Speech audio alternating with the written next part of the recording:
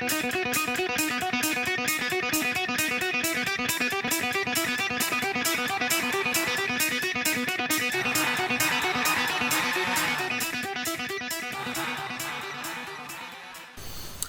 and welcome to Shoemaker Hall, a video series of the Austria Committee. Today we're going to talk about the saga of the people of Vatnsdal. It is not as long as the Gil saga, but it's still very good. It covers about 5 generations, but mainly focuses on a man named Thorstein and his heirs. The saga starts out, Thorstein's father, Kettle, it basically shames him and basically says, back in my day we went out and faced danger. You kids nowadays don't do that. And of course Thorstein decides, well, I'm going to show him, and sets out to make a name for himself. He goes on a trip and finds a man named Jokul, who has been a thief and robber in the land. After a brawl and attacking him, he defeats Jokul, and upon dying, Jokul makes him promise to do 2 things. 1, name an heir after him, and number 2, tell his mother that he's died. Well, being a man of honor, he decides to carry out these wishes, and goes to King Ingemund, and I don't know if I'm getting these names right, I'm probably slaughtering them, and his wife, and tells him that he passed away. Ingemund is very happy with his honor and keeps him as a friend. The story goes on with Thorstein, how he gains power and wealth, and goes from Norway to Iceland, where he settles the Vatnsdal area.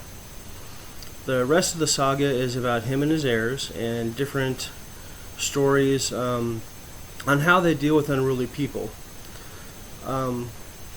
Horolif and his mother are 2 that they battle. She is a witch and has magic on her side. He is a very unruly person and often gets in strife with Thorstein and his family. Eventually they have to go after both of them, find them and kill them. It's interesting, to me at least, this saga. There's 3 or 4 different stories of how they deal with unruly people. And most of these unruly people have magic on their side, as a way of battling Thorstein and his heirs. But Thorstein and his family always win. And it's not because they're more powerful magic-wise, but because they have honor and truth on their side. And to me, that is the main gist of this saga. Being honorable, being truthful, being right, and you will have a good life. Just like in the Gil saga, the main characters all survive through great hardships and great strife, still come out ahead, still come out happy. Thorstein dies an old man in his bed, which I'm finding a lot of the heroes are doing, which kind of goes against the idea of glorious death and going to Valhalla, but that's another story. He does name his son Jokul. He is a very high-strung character as well. Brings a few battles to them because he's so high-strung and so aggressive. But again, he's an honorable man, and this is showed at both in battle and at the thing.